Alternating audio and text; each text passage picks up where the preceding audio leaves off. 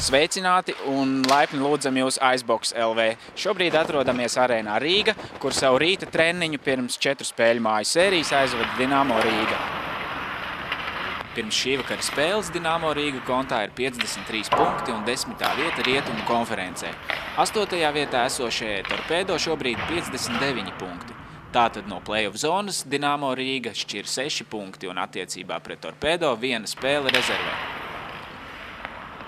Arī šī vakara pretinieks Automobīlists cīnās par iekļūšanu attiecīgi Austrumu konferences play-off zonā, un tieši tāpat kā Dinamo Rīga atrodas 10. vietā, bet tikai ar 2 punktu deficītu līdz 8.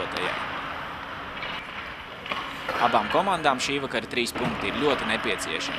Līdz šim KHL abas komandas ir tikušās vienu reizi, un tas notika pagājušā gada 8. oktobrī, kad uzvaru savās mājās ar rezultātu 4-2 svinēja Automobīlists. Jekaterinburgas komanda savā pirmajā KHL sezonā spēlē bez izteiktām zvaigznēm. Neskatoties uz to, komandas galvenais treneris Mareks Sikora komandu veda pretī iekļūšanai labāko astotniekā. Pēc rīta treniņa īsa saruna ar Dinamo Rīgas spēlētāju Robertu Bukārtu. Kā jūties šī rīta treniņā? Vienmēr ir ļoti patīkami forši patrenēties un sajusties tā baigi labi uz ledus, un es domāju, ka vakarā būs laba spēle. Vai ir kāda īpaša norādījuma uz šī vakara spēli pret Automobīlistu?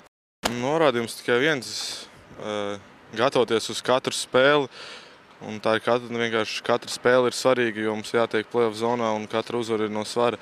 Tā kā nekāda norādījuma nav, vienkārši jāiet, jācīnās un jāuzvar. Tad novēlam šī vakara spēlē nopelnīt vismaz 3 punktus. Paldies! Gaidām šī vakara spēli un novēlam Dinamo Rīga iegūt tik nepieciešamos 3 punktus un revanšēties par zaudējumu Jekaterinburgā.